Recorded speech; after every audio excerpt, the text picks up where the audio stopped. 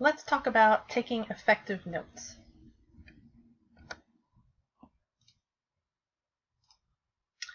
So the number one thing to keep in mind when you're taking notes, whether it's from a lecture or from a recording, is to focus on the message. Okay, so you're not just writing down word for word what the person is saying. You're trying to order and arrange those thoughts and materials in order to help you remember information. Remember, that's your goal, is to remember this information. Now, initially, sometimes information might be coming at you so quickly that all you can do is really write down everything. But if that's the case, don't leave it like that, okay? You want to go back over it later on and pull out the main ideas and important stuff and organize it again so that you can more easily and more effectively remember it later on. So again, you want to focus on the message, not just the presentation. So whether it's a lecture, a video, you're interviewing someone, you're having a conversation, or you're in a meeting, it's not just it's not just how they're saying it, it's what they're saying. Okay, I'll give you an example of this in a minute. There are some common note-taking systems because there are people that's what they spend their life doing, is studying the science around effective reading and effective note-taking. And so these are some systems that they have come up with to help people take more effective notes. So we'll talk about the Cornell system, mind maps, combination note-taking systems, and something called Q notes, which is very similar to Cornell, but with an important difference. So the Cornell system of note-taking, if you are someone that likes things to be very logical and sequential, this would be for you. So some people like a more structured approach to note-taking. So if this is you, this might help. So what you would do with Cornell notes is on each page, you would divide the paper up kind of like this. And so what you would do is as you're reading, or either reading or listening to a lecture, you would write your notes in this notes section. Give yourself plenty of space. I think they actually should have moved this slightly left right here. Leave yourself plenty of space for notes. This summary section could even be a little bit smaller. So write all your notes in here. Leave spaces between the notes that you're taking. Skip some lines and stuff so that if you need to go through and add something later, you can. And then what you'll do is that once you have that page of notes, what you'll do is you'll go here into the left, and based on what you've written on this side, you'll give like a little cue. You'll pull out a main idea or a key term or an important concept. Whatever you think is the big picture or important thing to know about what you've written here. So here on this side, you might have full sentences or something, but on the left, or you might even have a drawing or something, but on the left, you'll pull out that key point. And you'll do that as you go down the page. This is what I wrote. Here's a key idea or cue. And then when you get to the bottom, just in your own words, write out what just a summary, a quick, brief summary of what it was that you learned on this particular page of notes. So here's an example of just what I said. So you've got your main points, bullet points, diagrams, charts. You can make sure to abbreviate when you can, as long as it makes sense, so that you save space. Little paraphrases and outlines and whatnot. And on the left, you'll write this right after you've read or right after you've left class. If you think there might be an exam question on this material, put what you think an exam question might be. You want to look at main ideas or people, vocabulary words. This is what you'll use when you're reviewing. And then this summary down here, just highlight those key points on this page so that you can use that information later. So here someone has taken some chemistry notes and they've written, resonance hybrid, true structure of the molecule represented by a set of resonance structures. And they've drawn these structures. So they've got true structure over here. And so on the left, they've written, what is the difference between resonance structure and true structures? Okay, so that's a possible exam question right there. So they've talked about resonance structures, they've talked about true structures, they've got all these notes and details about it here, but then pulling it over to this side, what's the difference between those two?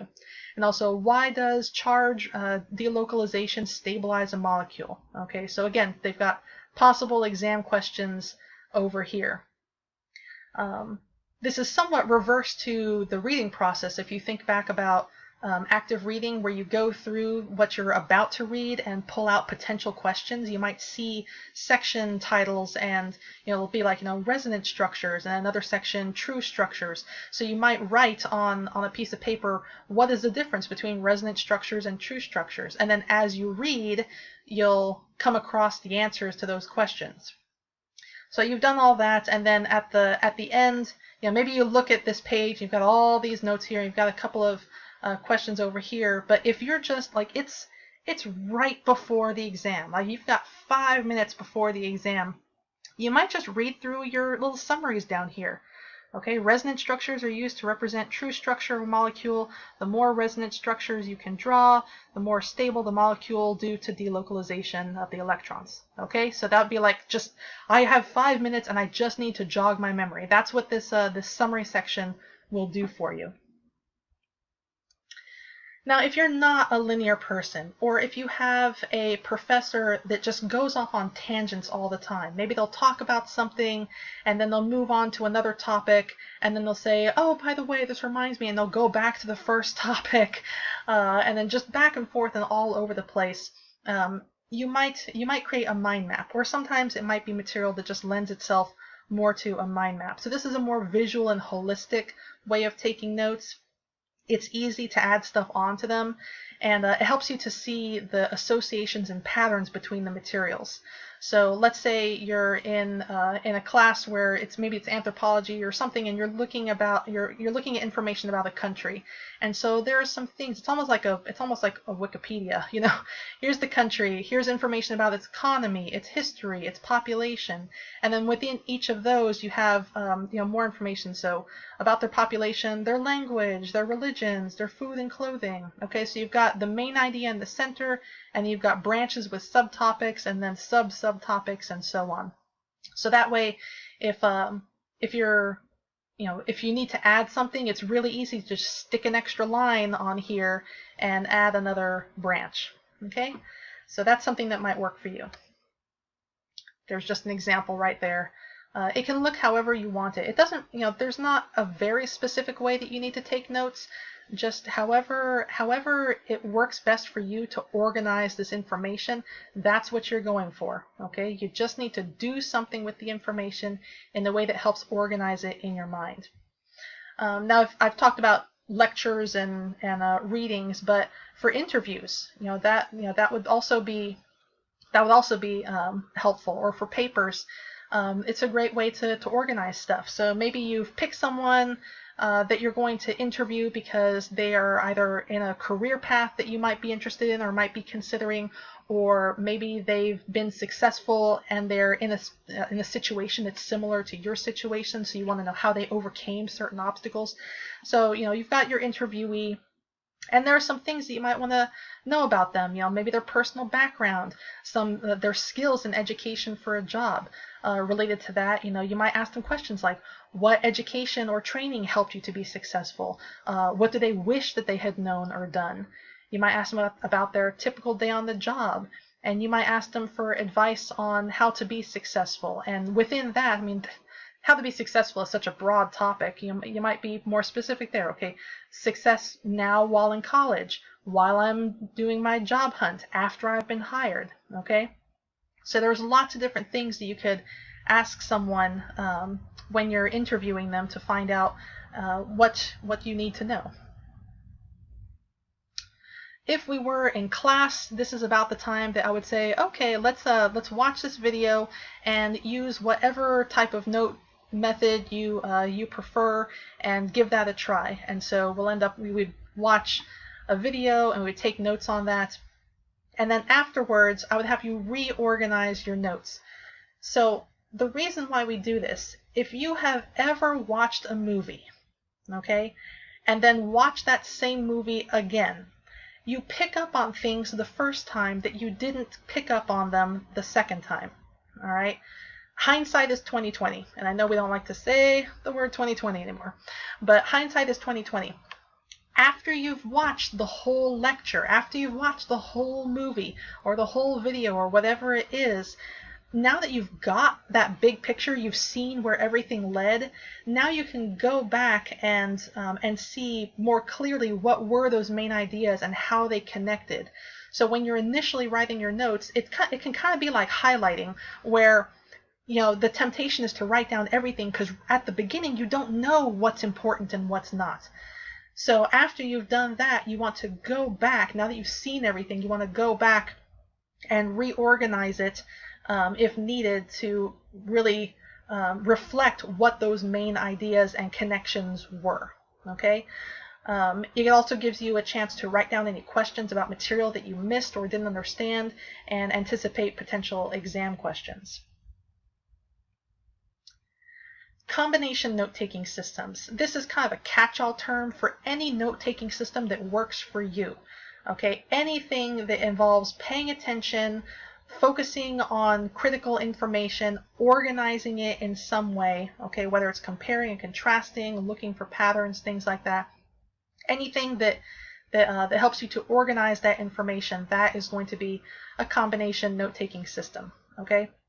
So don't get hung up on, well, I'm not doing the note-taking system exactly the way it's supposed to be. Make it your own, okay? But just get into a habit of doing something, and I'll say this over and over again, do something with the information that you're reading. As long as you're doing that, you'll be a much better note-taker. Now there's also Q Notes. Q Notes is very similar to Cornell, except with one very important difference. Cornell notes are more applicable when you're listening to a lecture. So you'll be taking the notes first and then going through. Okay, so taking the notes and then going through and pulling out main ideas. Q Notes, you'd be going the opposite way around. This would be good if you're reading. This is a good note-taking system to use while you're reading. This like active reading, basically. So with Q Notes, you divide up the page the same way as you would with Cornell notes.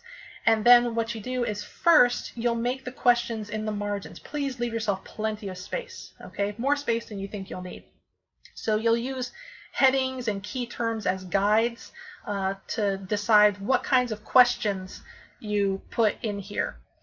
Then you go through and you start reading. And then in your notes section, as you come across the answer to the question that you've written here in the margin, you write that down. You write the answer, okay?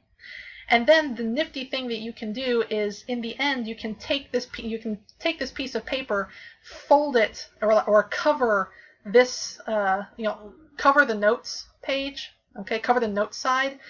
Cover that up and see if you can answer your own questions. It's a great way to self-quiz. So that way you don't have to spend extra time making flashcards and things like that. You've already gotten that. And of course, as always, you want to have that summary at the end so that so you can discuss it in your own words. All right? I love the Q Note system. Some general note-taking strategies, link information. So if you are reading something, pay attention to how it might be similar or different or related to other information that you're learning about. Keep it to essentials, okay? When you're writing notes, when you're taking especially lecture notes, don't waste time and paper with more writing than you need to, okay? So, you can say equally, instead of writing out the word equals or is or was or resulted in, just use the equal sign, okay? With is the W with the slash, without is W/O, number, this would be the number or amount, versus all these different things. Now, just make sure that if you use an abbreviation, you actually know what that stands for so that you don't go through and be like, I don't know what that stands for. Use note cards, expand on your notes. Use your laptop, okay? Take your notes on your laptop. I can type way faster than I can write.